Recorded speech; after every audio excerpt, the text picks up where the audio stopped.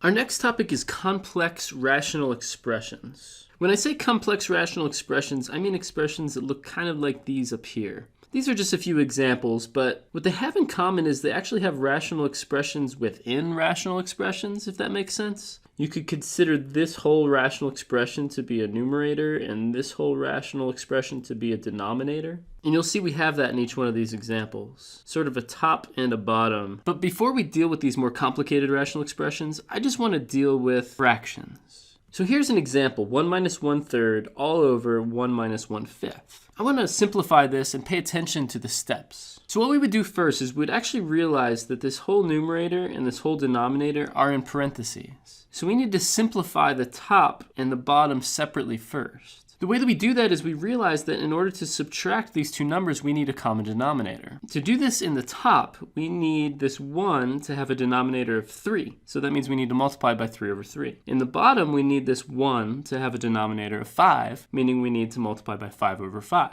In other words, we need to rewrite 1 as 3 over 3 in the top and 5 over 5 in the denominator. We notice that we can still simplify this top part further because we have this common denominator. 3 minus 1 is going to give us 2. And in the bottom, we have a different common denominator, 5. 5 minus 1 is going to give us 4. Now what we're left with is two fractions that are divided. We know how to deal with that. We do that whole copy dot flip business, where we copy the top fraction and we multiply by the bottom fraction when it's flipped over. At this point, we can either multiply straight across the numerator and denominator, or we can simplify first. I'll just multiply to get 10/12. And that is going to reduce to 5/6, which is our final answer. Let's look at this example here. I want you to keep in mind that really what we're looking at is the top rational expression divided by the bottom rational expression. And I want you to keep in mind that copy.flip still applies. We can copy the first expression and multiply and flip the second expression over. Now we just have two rational expressions that are multiplied by one another. And just like we did a couple of videos ago, we can actually simplify this by canceling things from the numerator and the denominator if we have common factors.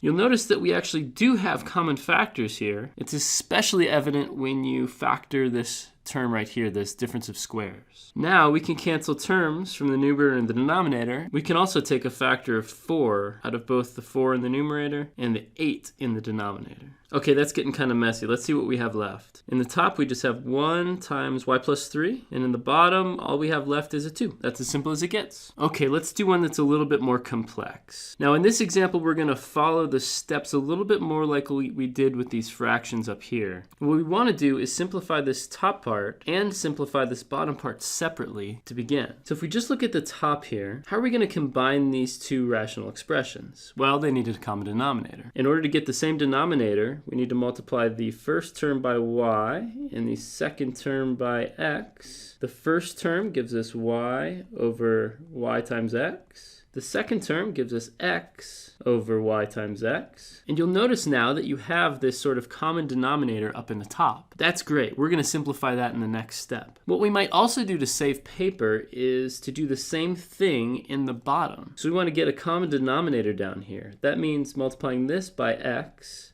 and this fraction by y.